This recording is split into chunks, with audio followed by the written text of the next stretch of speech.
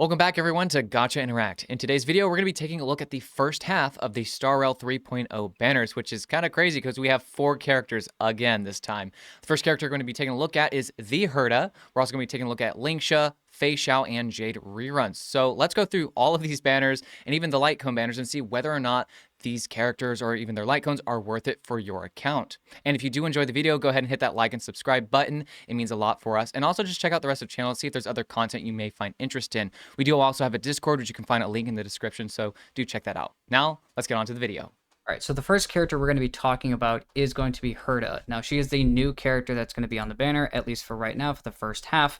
And looking at Herta, or the Herta, she plays a little bit differently than the regular Herta.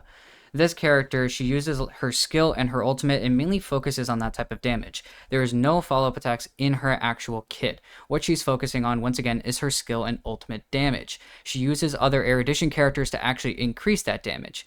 But the major way of how she uses this is she's using her skill to get a lot of what's called stacks of interpretation out on enemies. She even has a talent that when an enemy target enters the field, they get interpretation stacks applied to them. Now, the ultimate does a lot of extra things that moves those stacks around, making sure that the higher level and enemy targets basically get more stacks on them. But when Herta then uses her ultimate, she gives herself stacks of inspiration. Those stacks of inspiration give her the ability to use her enhanced skill. And she consumes 1 stack of that inspiration that she gets from the ultimate, doing more damage. Although she is stacking more stacks of interpretation on an enemy, if they already have stacks of interpretation, she's now doing more damage. So the whole point is to constantly get interpretation stacks on enemies higher and higher. That is in an essence of how her skill specifically works. Now let's take a look at Lingsha and kind of what she brings to the table. Lingsha is an abundance 5-star unit that is obviously going to be the sustain for your team, and she does have some follow-up. She has a summon in there named Fu Yuan, who will basically come in on the action order, do a follow-up attack that deals fire damage to all enemies, and also heals all of your characters based on Lingsha's attack. So you build a lot of attack on Lingsha, and the other interesting thing about Lingsha is that she has a lot of break capabilities. She's actually the premier 5-star healer for typically break teams, being that kind of Gallagher replacement for your Firefly, Boot Hill, and Rapid teams even.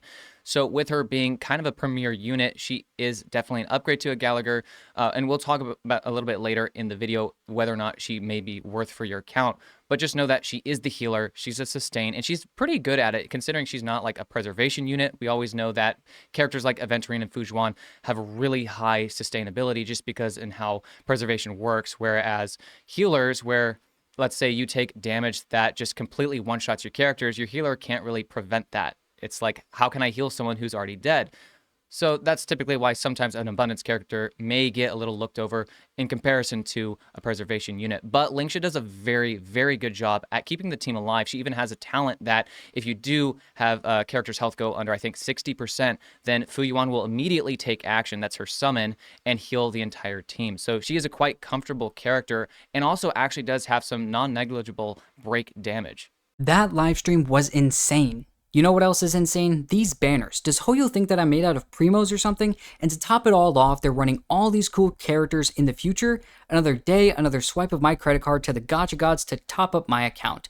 But I can be thankful at least that the sponsor of this video, Loot Bar, has got my back. With Loot Bar, you can top up your account at a discounted rate compared to the game store. You have time for other gacha games or other games in general, Loot Bar can also help you there as well. There are a few reasons to use Loot Bar. The first being that you only need your UID and server, which keeps your account completely safe. No passwords or emails are needed at all. Another reason is that they offer 24/7 live chat support. The third reason is that you can see all 5,000 plus reviews that people have left. And if that's still not enough for you to use Loot Bar, the last reason I have is that you're guaranteed to get your currency within 30 minutes of completing the purchase. Other creators have also used Loot Bar to top up their accounts, so if you're looking for any more credibility, there you go. Check out the link in the description or pinned comment and make the right choice choosing Loot Bar, diving headfirst into the game like Skirk yeeting child to his doom. Now, back back to the content. The next character we have is Feixiao. Recently in the past, her first banner was actually also with 4 different characters, and now she comes back again with 4 characters as well. Looking at Feixiao, she is a 5-star Wind Hunt character. She focuses mainly on doing a lot of just personal damage through her ultimate, but even beyond that, she has a lot of damage even coming from her skill, and even allows for a follow-up attack damage through her kit. She's combined with a lot of strong characters to make her even stronger by making sure she's using other Hunt characters with a lot of follow-up attack ability as well. A very big character to do a lot of damage, and there's even a lot of weakness break actually in her kit as well through her ultimate. The whole point is to get that ultimate back all the way up higher and higher to make sure she's doing as much damage as physically possible, and that kind of does make sense with her being that specific character following the path of the hunt. Now, she does have a talent basically that her ultimate doesn't work very normal. With her ultimate, you have basically what's called Flying Aureus, and you have a maximum of 12 of these points, but you only need 6 of those points to actually use her ultimate.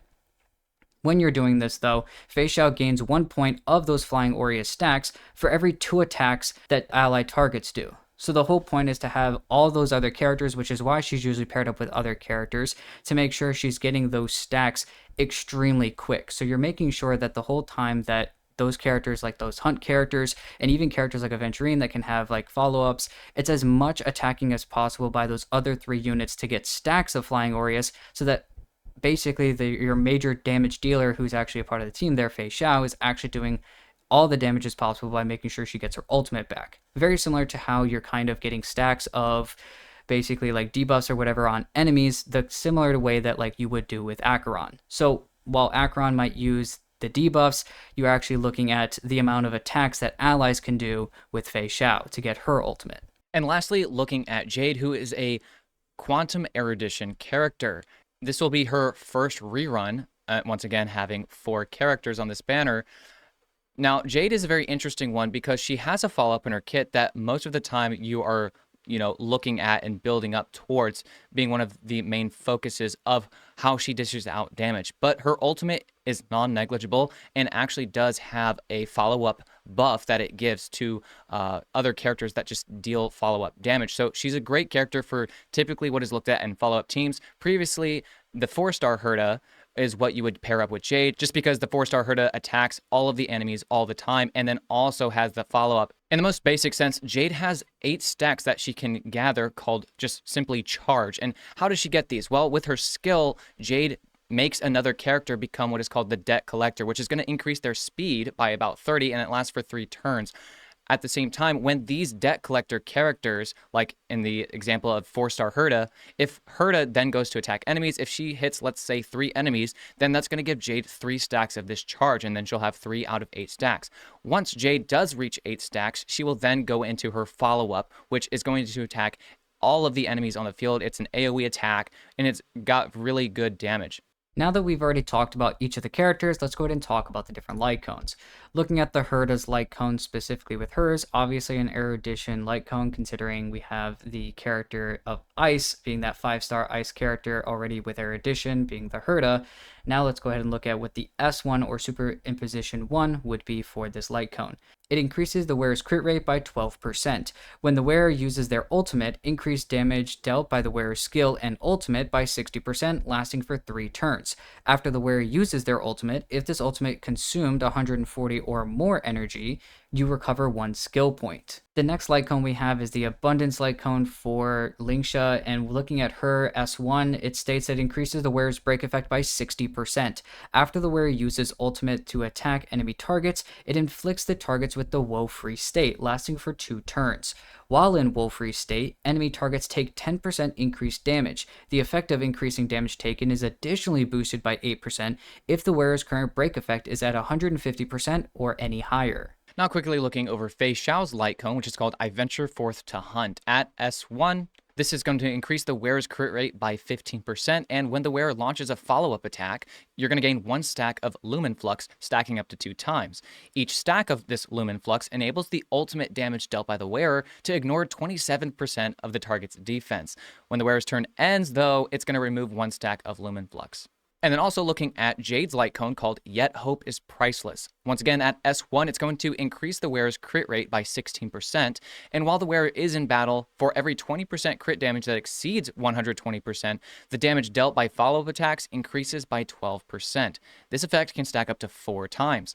When the battle starts or after the wearer uses their basic attack, enables the damage dealt by ultimate or follow-up attack to ignore 20% of the target's defense, lasting for 2 turns. Now that we're done looking at the banners, let's go ahead and just look through the questions. And the first question we always look at is, do you actually need either character or any character that's on this banner? Considering there are 4 of them, let's look at the actual value of each character. Quickly, Herta wants a lot of other erudition units to do more damage, obviously, so she's an extremely strong character, and I think that the Herta is going to be a lot of fan favorites, probably. But also, I know, Rift, you pulled Lingsha, and you really wanted her, for a break team in the future, but she was a really strong sustain for you. And Feixiao is another really strong unit, and probably one of the better DPSs in the game, if not one of the top 2 or 3.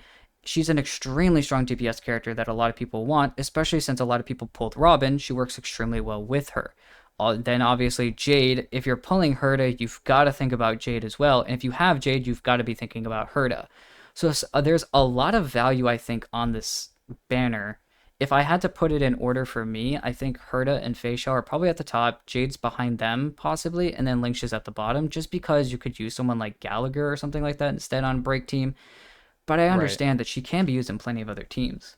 Oh yeah, for sure. I think since we're sitting on Lingsha there, like you said, for me it was actually a pretty good. It was a good pull for my account, even though I didn't have a break team at all. I still don't even have her on May, so I'm still kind of it's a work in progress. My break team, that is. But Lingsha was still good for me just because she just covers so much different ground. She has a summon, which I'm already kind of curious to see if a summon meta has an influence on her, which I'm sure it will, just because she does have the summon. She does follow up attack, so she actually was a good replacement for not having a character, in my case, like Aventurine, who does follow up attacks. I'm like, well, okay, Lingsha also has that in her kit. I can probably just get away subbing Aventurine in my Jade team with Lingsha or something like that. So she's just a very versatile character. If you only have one limited sustain, then I think Lingsha has a little bit more value than usual for your account. But if you already have Aventurine and you already have Fujuan even, who's a bit of an older character, I'd still kind of be hesitant to pull in Lingsha, only if you really are looking to take your break teams to the next level. With a character like Herta, like you said, Jade also has a lot of attention for that just because of the dynamic duo that these characters are going to have.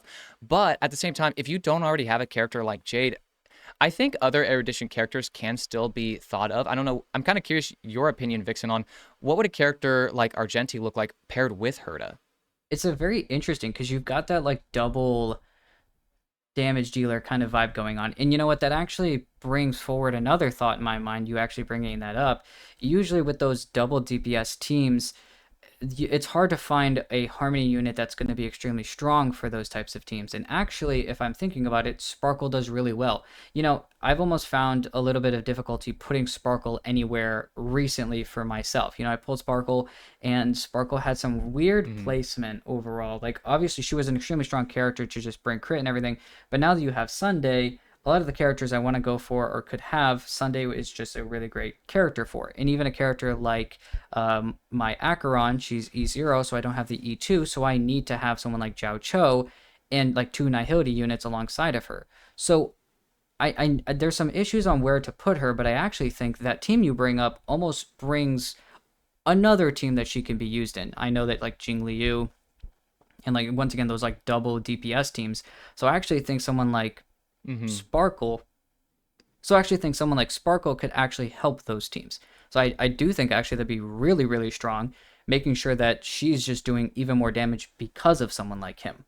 And then like with Feixiao, of course, I think she's a pretty, I would argue that she's a pretty free-to-play friendly pull, because even if you don't have a character like Topaz, who's kind of the premier follow-up unit that goes alongside of Feixiao, you also have characters like Ratio, but even then, March 7th is just such a good unit that has a lot of synergy with a character like Feixiao, who is a character that everyone has. The only not free-to-play aspect of a Feixiao team is that Robin is a very, very valuable character and even Aventurine is a very valuable character as well. But as long as you have a good sustain that can also get a lot of attacks in, perhaps. It's just that Aventurine and Lingsha, like Aventurine's number 1 for Feixiao. If you don't have Aventurine, Lingsha would be number 2 just because she has the follow-up in there, and that does help Feixiao. But, you know, you can get away with it. You don't have to have Topaz to get Feixiao, I think is the biggest point with that, because you can use March 7th.